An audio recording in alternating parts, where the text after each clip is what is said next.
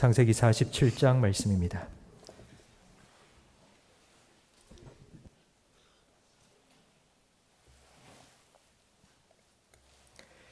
구약성경 74면입니다. 창세기 47장 1절부터 10절까지 저와 성도님들 한 절씩 번갈아가며 읽겠습니다. 요셉이 바로에게 가서 고하여 이르되 내 아버지와 내 형들과 그들의 양과 소와 모든 소유가 가나안 땅에서 와서 고센 땅에 있나이다 하고 그의 형들 중 5명을 택하여 바로에게 보이니 바로가 요셉의 형들에게 묻되 너희 생업이 무엇이냐? 그들이 바로에게 대답하되 종들은 목자이온데 우리와 선조가 다 그러하니이다 하고 그들이 또 바로에게 고하되 가나안 땅에 기근이 심하여 종들의 양떼를 칠 곳이 없기로 종들이 이곳에 거류하고자 왔사오니 원하건대 종들로 고센 땅에 살게 하소서. 바로가 요셉에게 말하여 이르되 내 아버지와 형들이 내게 왔은즉 애굽 땅이 내 앞에 있으니 내 형들이 거주하게 하되 그들이 고센 땅에 거주하고 그들 중에 능력 있는 자가 있거든 그들로 내 가축을 관리하게 하라. 요셉이 자기 아버지 야곱을 인도하여 바로 앞에 서게 하니 야곱이 바로에게 축복하매 바로가 야곱에게 묻되 내 나이가 얼마냐? 야곱이 바로에게 아뢰되 내 나그네 길의 세월이 130년이니이다. 내 나이가 얼마 못 되니 우리 조상의 나그네 길의 연조에 미치지 못하나 험악한 세월을 보내었나이다 하고 야곱이 바로에게 축복하고 그 앞에서 나오니라. 아멘. 우리 창세기 마지막 부분을 계속하여 살펴보고 있습니다. 창세기 36장부터 50장까지의 주인공이 요셉이라고 우리가 생각을 하고 있지만 사실 요셉이 주인공이 아니라 야곱이 주인공입니다. 창세기의 마지막 부분은 요셉을 통하여서 아브라함의 축복이 어떻게 이루어지는지를 계속하여 보여주고 있습니다. 하나님께서는 아브라함을 택하시고 너와 너의 후손을 통하여 모든 민족이 복을 받을 것이라고 축복의 약속을 해 주셨습니다. 이 축복이 이삭에게 이어졌고 그리고 이삭에게는 쌍둥이 두 아들이 있었습니다. 에서와 야곱인데 그 둘 중에 하나님께서는 야곱을 선택하셨습니다. 그런데 창세기 36장에 보면 에서의 집안에 어떠한 일들이 있었는지를 보여주고 있는데요. 에서의 집안은 정말 잘 됐습니다. 세상적으로 보면 돈도 많았고요. 그리고 권력도 가졌고요. 세상 부러울 것 없는 그런 집안을 에서의 가족들은 이루었습니다. 그런데 37장부터 나오는 야곱의 가정을 보면 콩가루입니다. 라헬과 레아 두 아내가 서로 싸우고요. 그 밑에서 태어난 12명의 자녀들은 서로 시기하고 질투하고 그래서 동생 요셉을 노예로 인신매매로 팔아먹기까지 했습니다. 도대체 하나님께서 아브라함과 이삭 그리고 야곱에 이르기까지 약속한 축복을 어떻게 이루어 가시는가? 하나님께서 그걸 이 창세기 마지막 부분에 계속하여 보여주고 계시는데 오늘 본문은 야곱에게 주신 축복이 어떻게 이루어지고 그 축복이 무엇인지를 잘 보여줍니다. 1절 말씀을 다시 한번 화면을 보면서 읽겠습니다. 요셉이 바로에게 가서 고하여 이르되 내 아버지와 내 형들과 그들의 양과 소와 모든 소유가 가나안 땅에서 와서 고센 땅에 있나이다 하고 그의 형들 중 5명을 택하여 바로에게 보이니 요셉은 바로에게 이제 아버지와 형들이 다 내려왔습니다 보고하고는 자기 형들, 형제가 총 자기 말고 11명 아닙니까? 그 중에 5명만 데리고 바로에게 가서 인사를 시켰습니다. 바로는 형들에게 너희 생업이 무엇이냐라고 물었습니다. 이 질문에 대해서 5명의 형제들이 대답한 것이 오늘 본문 4절 말씀에 나오는데요. 우리 4절도 함께 읽겠습니다. 그들이 또 바로에게 고하되 가나안 땅에 기근이 심하여 종들의 양떼를 칠 곳이 없기로 종들이 이곳에 거류하고자 왔사오니 원하건대 종들로 고센 땅에 살게 하소서. 우리는 양치는 목자입니다. 우리 조상부터 계속하여 양을 쳐왔습니다.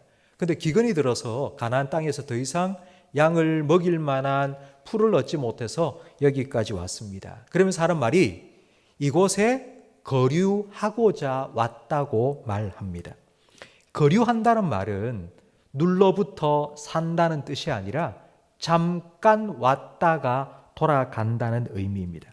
우리는 이 애굽에 눌러붙어 살기 위해서 온 것이 아닙니다. 우리는 잠깐 기근을 피하기 위해서 왔을 뿐입니다.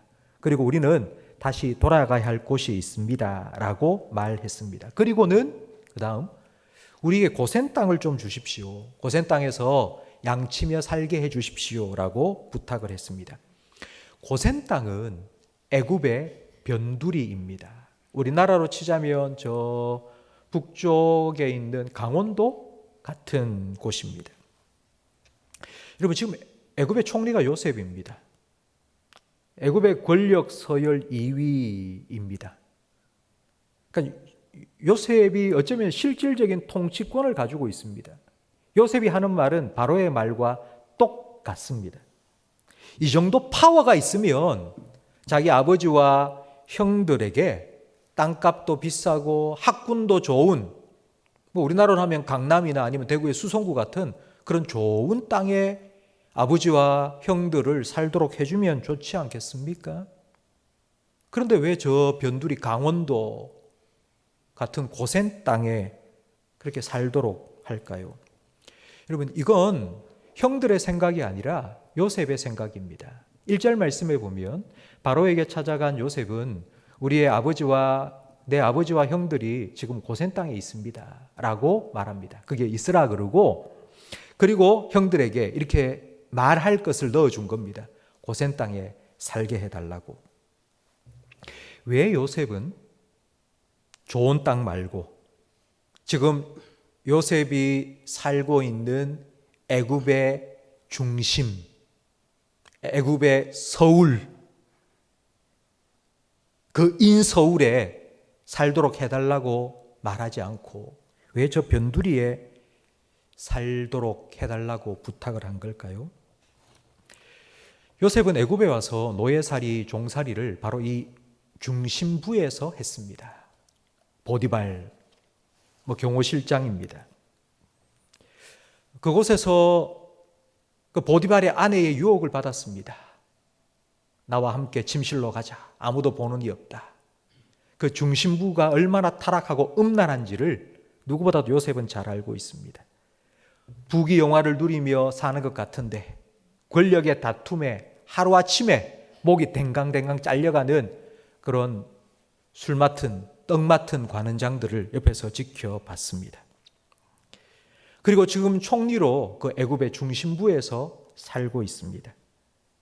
사람들이 볼 때에는 요셉은 참 성공한 사람이고 복받은 사람이라고 아마 보였을 것입니다. 사람들은 다 중심으로 가려고 합니다. 중심에 들어가고 싶어 합니다. 돈이 있는 그 중심, 권력의 중심, 교육의 중심. 그냥 변두리에 살면 그건 루저고 그건 성공하지 못한 사람이라고 생각합니다. 그래서 언제나 핵심에 들어가고 중심에 들어가기를 원합니다. 근데 여러분, 우리가 중심에 들어가면 들어갈수록 그게 돈이든지 권력이든지 우리가 그 중심을 향해 들어가면 들어갈수록 우리 마음의 중심에 그게 자리 잡습니다. 그걸 우리는 우상이라고 부릅니다. 세상 사람들은 이 권력과 돈의 중심지로 나아가기를 원합니다. 근데 하나님의 사람은요, 그렇게 나아가면 나갈수록 하나님은 점점 사라지고 마음속에 그 돈과 권력이 하나님의 자리를 떡하고 차지하게 됩니다. 그렇기 때문에 바로 이 중심지는 하나님의 백성에게는 성공의 자리가 아니라 아주 위험한 자리입니다. 요셉은 이런 위험으로부터 자기 형제들을 지키기를 원했습니다. 그래서 좀 멀리, 고센 땅에 멀리 떨어져 있으라고 그렇게 바로에게 부탁을 한 것입니다. 여러분, 형제가 모두 11명이지 않습니까? 그런데 왜 요셉은 그 중에 5명만 선택하여서 바로 왕에게 인사를 시킨 걸까요? 나머지 6명은 왜 인사를 시키지 않은 걸까요? 바로 이 이유 때문입니다. 될 수 있으면 중심으로 오지 말라고. 되도록이면 바로 앞에 와서 그 화려하고 그 영광스러운 그 바로의 궁궐을 보고 그 권력의 맛을 보지 않도록 좀 멀리 떨어지라고, 중심으로 들어오지 말라고 그렇게 가까이 데리고 오지 않은 것입니다. 저는 오늘 이 설교를 준비하면서 요셉의 신앙이 새삼 정말 대단하다는 것을 깨닫게 되었습니다. 애굽에서 요셉, 여러분 창세기를 읽어보면 애굽에서의 요셉의 삶은 우리가 알고 있는 아브라함이나 이삭처럼 하나님께 제단을 쌓았더라, 하나님께 기도하였더라, 여호와의 이름을 불렀더라, 안 나옵니다. 그런 말이. 애굽에 사는 동안 요셉은 그렇게 살지 않았습니다. 제단을 쌓은 것도 아니고 하나님의 이름을 부른 적도 없었습니다.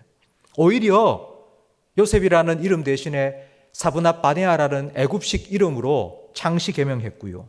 그리고 온 제사장의 딸과 결혼했습니다. 우상을 섬기는, 애굽의 우상을 섬기는 제사장의 딸과 결혼을 해서 가정을 이루어 살았습니다. 그리고 애굽의 총리로 애굽에서 누릴 수 있는 최고의 권력과 부귀영화를 누리며 살았습니다. 그런데도 이 요셉은 하나님 백성으로서의 정체성을 잃지 않은 거예요. 우리는 나그네입니다. 잠깐 왔다가 다시 떠날 겁니다. 우리가 돌아갈 곳이 있습니다. 우리는 고센 땅에 살 겁니다.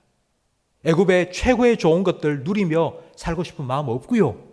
우리는 참 변두리에서 우리의 정체성을 지키면서 하나님 백성으로 살겠다고.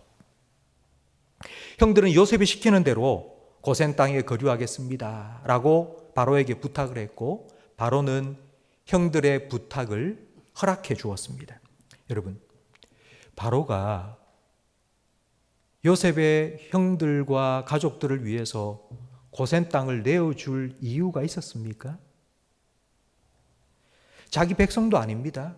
그리고 처음 만납니다. 이들의 덕을 본 것도 아닙니다. 이들이 애굽에 살면서 세금을 낸 적도 없습니다. 그런데 바로는 고센 땅을 그들에게 허락합니다. 뿐만 아니라 내 가축이 많은데 네가 이렇게 목동으로 오랫동안 살아왔으면 가축을 참 잘 돌봐야겠네. 내 가축이 많으니까 내 가축도 좀 관리해라. 그러면서 자기 가축을 다 맡긴 겁니다. 여러분, 처음 보는 사람 뭘 믿고 자기의 가축을 다 맡깁니까? 여러분, 왕의 가축을 맡긴다는 건 공직을 허락하는 것입니다. 땅도 주고 그리고 취직도 시켜주고. 여러분, 이게 얼마나 부럽습니까? 근데 바로가 왜 요셉의 형들에게 이런 놀라운 특혜를 주었습니까? 요셉 때문입니다. 바로는 요셉의 형들을 모릅니다. 이들이 어떻게 살았는지, 이들이 진짜 양을 잘 치는 기술이 있는지 확인해 보지도 않았습니다. 그냥 요셉의 형들이니까, 내가 요셉을 아는데, 내가 요셉에게 은혜를 너무 많이 받았는데, 그래서 요셉의 형이라고 하니까 내가 이 모든 걸 너희에게 허락하겠다고. 여러분, 지금 바로는 요셉의 형들에게 은혜를 베푼 것입니다. 아무런 받을 자격이 없습니다. 뭘 잘한 게 하나도 없습니다.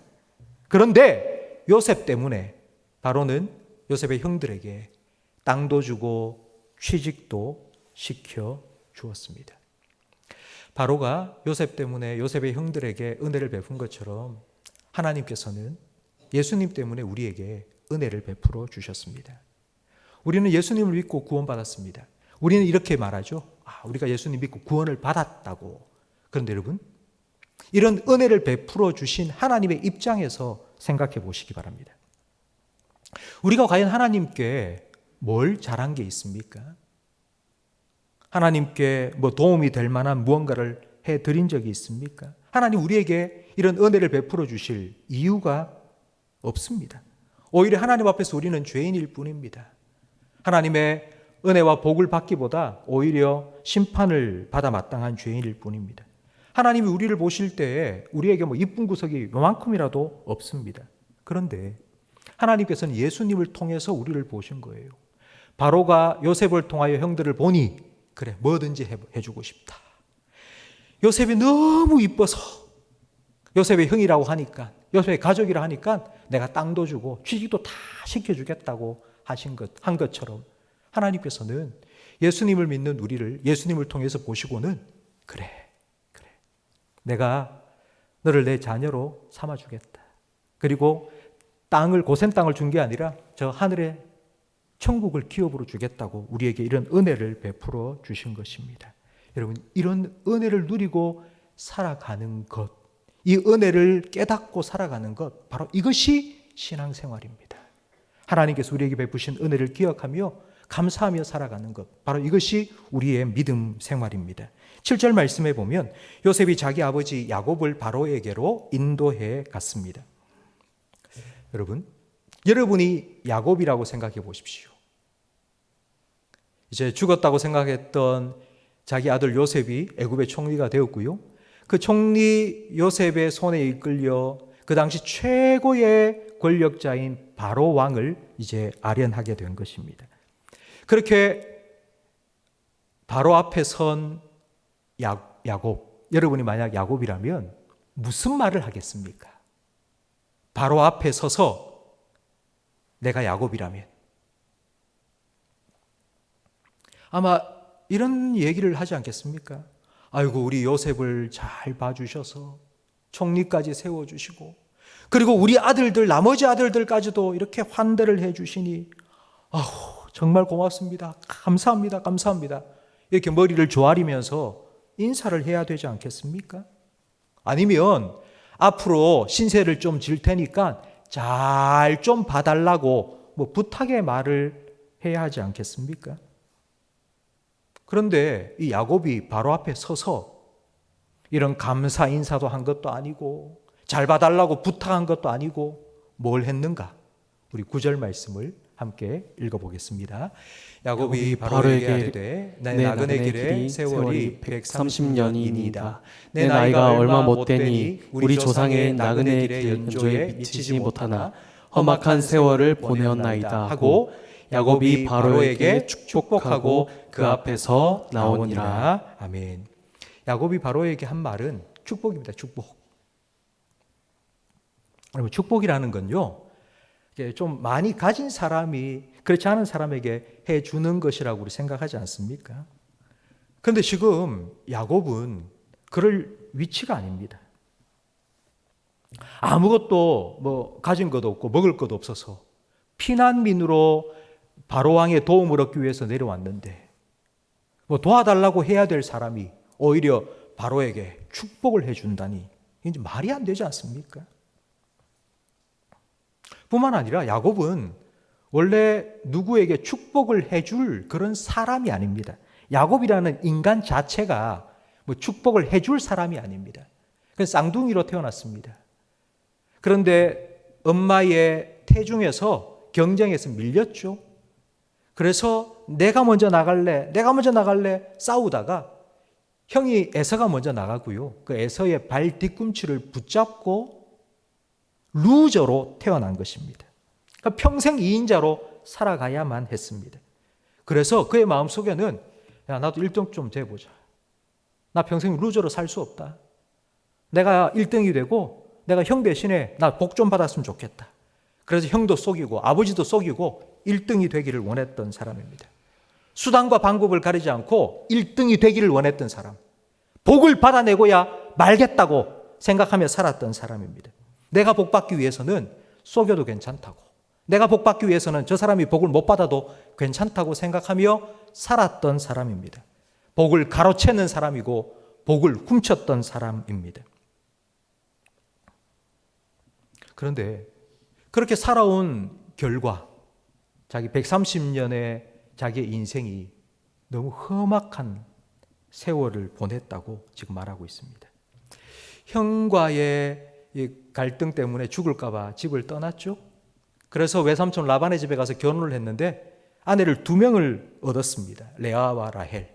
그런데 이 레아와 라헬이 서로 자매로 얼마나 시기질투하는지 좀 행복하게 살고 싶어서 집을 떠나서 왔는데 이 아내 둘이 날마다 시기질투하고 싸우니 이게 정말 지옥과 같은 삶을 살은 겁니다. 행복하게 살아보려고 하면 할수록 인생이 더 꼬이는 것 같습니다. 험악한 세월을 산 것입니다. 그런 야곱에게 2 아내가 12명의 아들을 낳았죠.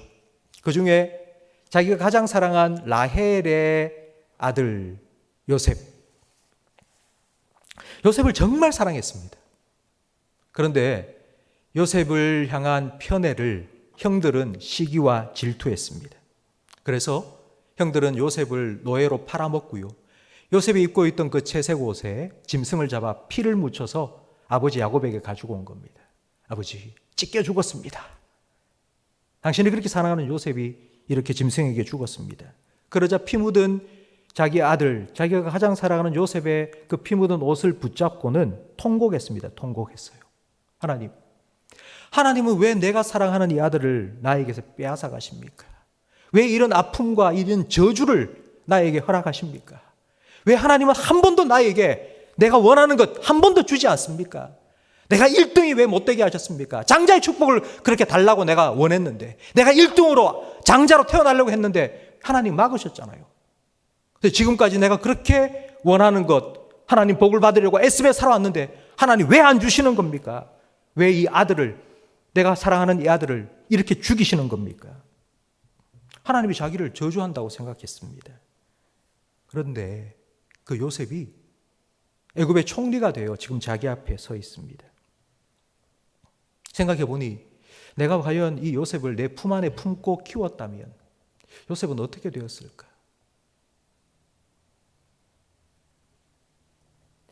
감옥으로 굶어 죽을 수밖에 없는 나와 우리 가족들을 다 살릴 수 있도록 하나님께서 이 요셉을 이렇게 키워주셨구나. 나는 저주라고 생각했는데 하나님께서 요셉을 빼앗아 가셨다고. 그래서 하나님 나를 저주하신다고, 내 인생에 정말 끔찍한 고통이라고 생각했는데, 근데 깨닫고 보니 그건 저주가 아니라 오히려 하나님의 축복이었다고.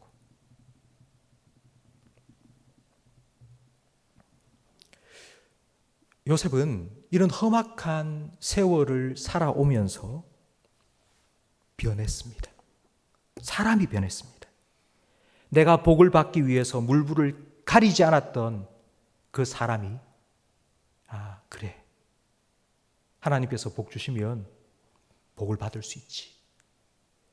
하나님께서 축복하시면 복을 받을 수 있지. 라는 것을 깨닫게 되었고요. 바로 그 마음으로 만나는 사람을 축복한 것입니다. 하나님께서는 이렇게 험악한 세월을 통하여서 야곱을 변화시키셨습니다. 왜냐하면 이것이 바로 하나님께서 아브라함에게 주신 복입니다. 그 복이 야곱에게 흘러 들어와서 야곱도 그 복을 받기를 원하셨기 때문에 하나님께서는 야곱을 이런 사람으로 변화시키셨습니다. 그렇다면 과연 하나님께서 야곱에게 주신 복, 하나님께서 아브라함에게 약속하신 그 복이 무엇인지 우리가 알아야 되겠죠? 창세기 12장 2절 말씀을 보면 하나님께서 아브라함에게 주신 복, 그래서 이삭과 야곱에게 계속 이어진 복, 그 복이 무엇인지 기록되어 있는데요. 함께 읽겠습니다. 내가 너로 큰 민족을 이루고 내게 복을 주어 내 이름을 창대하게 하리니 너는 복이 될지라. 너를 축복하는 자에게는 내가 복을 내리고 너를 저주하는 자에게는 내가 저주하리니 땅의 모든 족속이 너로 말미암아 복을 얻을 것이라 하신지라. 아멘. 하나님께서 야곱에게 주신 복이 바로 이것입니다. 너를 통해서 너를 만나는 모든 사람이 복을 받게 될 것이라고 하신 바로 이런 축복의 사람으로 내가 복 받아야지, 내가 1등 해야지, 남이야 뭐 어떻게 되든 말든 상관하지 말고 남을 속이든지 남을 짓밟든지 상관하지 않고 내가 복 받아야지 라고 생각하며 살았던 그 야곱이 축복해주는 사람으로, 축복의 통로로 변화되는 복을 하나님께서 주신 겁니다. 저는 이 야곱의 변화가 바로 우리 성도들의 성화라고 말씀을 드리고 싶습니다. 세상 사람들은요, 성화가 아니라 성공을 위해 살아가고 있습니다. 성화의 삶은 어쩌면은 자꾸 내려가는 삶 아니겠습니까? 높아지려고 하는 삶은 성공의 삶인데 성화의 삶은 점점 낮아집니다. 야곱처럼, 그리고 또 요셉처럼 노예살이하고 감옥살이하고 점점 낮아지고, 낮아진 그곳에서 하나님을 만나는 바로 그 삶이 성화의 삶입니다. 그런데 세상 사람들은 성화가 아니죠. 성공의 삶을 삽니다. 더 중심으로 들어가기를 원하고 더 높은 곳에 올라가기를 원합니다. 험악한 세월이 축복이 아니라 화려한 인생이 축복이라고 믿으며 살아가는 것이 바로 세상 사람들입니다. 예, 중심에 들어가고 높은 곳에 올라가는 그것이 축복일 수 있습니다. 잠깐 동안. 그러나 그 중심에 들어가 있으면요, 그곳에서는 시기와 질투가 끊임없이 일어납니다. 그리고 높은 곳에 올라가 보면요, 단 한순간도 쉼 없이 끌어내리려고 하는 그런 다툼과 질투와 경쟁이 일어납니다. 야곱은 이런 험악한 세월을 살았습니다. 아무리 올라가려고 하는데, 복을 받아보려고 애쓰는데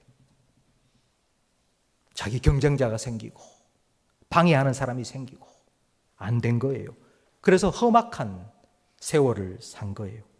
그런데 이 험악한 세월이 자신을 점점 변화시키는 시간이 되었습니다. 하나님을 더 가까이, 하나님을 더 의지하는 믿음의 사람으로 바꾸어 주었습니다. 나의 축복만 위하여 살아가던 사람이 세상을 축복하는 축복의 통로로 변화되는 그와 같은 시간들이 되었습니다. 바로 이것이 하나님께서 야곱에게 주신 축복입니다. 성도 여러분, 혹시 여러분 지금 야곱과 같이 험악한 세월을 살고 계신다고 생각되는 분이 계십니까? 제가 우리 집사님들, 젊은 집사님들을 만나보면요, 참 젊은 분들께서 요즘 험악한 세월을 사시는 것 같아요. 직장 생활하는 것도 너무 힘들고요. 자녀를 낳아서 키우는 게 너무너무 전쟁과 같이 힘든 거예요. 그래서 많은 사람들은 야, 이게 너무 힘들다. 이거 너무 고통스럽다. 그래서 이걸 안 하려고 하지 말자. 우리끼리 행복하게 살자. 자녀 낳지 말고 그냥 우리 둘이 여행도 다니면서 맛있는 거 먹으면서 그렇게 살자 생각하고 살아가는 사람이 참 많이 있습니다. 그만큼 아이를 낳아서 기르는 것이 참 힘들고 어렵습니다. 그런데 여러분, 하나님께서 야곱에게 험악한 세월을 허락하심으로 그를 성화의 사람으로 만들어 가신 것, 그걸 여러분 기억하셔야 됩니다. 그런 힘든 과정을 통하여서 우리는 하나님을 더 의지할 수밖에 없습니다. 아이를 키우는 것, 밤에 한숨도 못 자고 찡얼찡얼대고 우는 아이를 보채면서 하나님께서 이렇게 나를 품어주시고 하나님께서 이렇게 나를 사랑으로 보살펴 주지 않았나. 그 하나님 아버지의 마음을 더 깊이 알아가게 됩니다. 저도 목회를 하면서 그런 생각이 들 때가 참 많이 있습니다. 한 번씩 이런 생각이 듭니다. 아, 이거 언제까지 이렇게 해야 되나. 빨리 내려놓고 싶다. 이런 생각이 들 때도 있습니다. 그러나 만약 내가 이걸 내려놓고 나면 나는 어떻게 될까? 힘든 목회의 과정이지만 하나님 앞에 더 엎드리게 되고 하나님 말씀을 더 한 장이라도 더 보게 되고 내가 말한 대로 살아가려고 애쓰고 힘쓰는 이런 고통스러운 시간이 있기 때문에 제가 하나님 더 가까이 하고 하나님을 더 닮아가는 그런 거룩한 변화가 제 삶 속에 있다는 것을 저는 깨닫기 때문에 한편으로는 너무 힘들다. 빨리 내려놨으면 좋겠다. 그런 생각이 들지만 또 한편으로는 이게 나에게 축복이라고. 이게 나를 붙들어주고 이게 나를 나되게 만드는 것이라고. 이게 은혜라고. 여러분, 야곱과 대조되는 요셉의 삶을 우리는 지금까지 살펴봤습니다. 그는 계속 내려갑니다. 형들에 의해 구덩이 속에 빠졌고요. 거기서 노예 생활로 더 깊이 들어갔고요. 그리고 감옥살이까지 더 깊이 더 내려갔습니다. 근데 내려가면 내려갈수록 그곳에서 하나님을 만난 거예요. 거기에 하나님이 계신 거예요. 그 하나님께서 그를 위하여 준비해 두신 자리에 딱 올라갔을 때에 그가 가진 권력이나 그가 가진 물질이 다른 사람을 억압하고 착취하는 것이 아니라 축복의 통로가, 축복의 도구가 되었습니다. 하나님께서는 그런 요셉을 통하여서 애굽을 살리셨고요. 자기 가족을 살리셨고요. 그리고 주변에 있는 많은 민족들을 살려내셨습니다. 바로 이 고통의 시간, 험악한 세월을 통하여서 하나님께서는 이렇게 성화의 사람으로 바꾸어 주신 것입니다. 성도 여러분, 130년 야곱의 험악한 세월을 통하여서 야곱을 이스라엘로 바꾸신 하나님, 그리고 430년 애굽의 노예 생활이라는 험악한 삶 속에서, 험악한 역사 속에서 이스라엘 백성을 하나님의 백성으로 바꾸어 가신 그 하나님께서 여러분이 지금 겪고 있는 그런 힘들고 어려운 고통 속에서 하나님의 선하시고 온전한 뜻을 이루어 가고 계심을 믿으시기 바랍니다. 하나님을 사랑하는 자, 곧 그의 뜻대로 부르심을 입은 자들에게는 모든 것이 합력하여 선을 이룹니다. 하나님께서는 지금도 그렇게 여러분의 삶을 통하여서 하나님의 선하신 뜻을 이루어 가고 계심을 믿으시기 바랍니다. 그 하나님을 바라보시고 그 하나님께 여러분의 삶을 온전히 맡기시며 하나님의 거룩한 백성으로서 온전히 변화될 때까지 그 하나님과 함께 험악한 고통스러운 그 시간을 잘 통과해 나가시는 우리 모든 성도님이 되시기를 주님의 이름으로 축복합니다.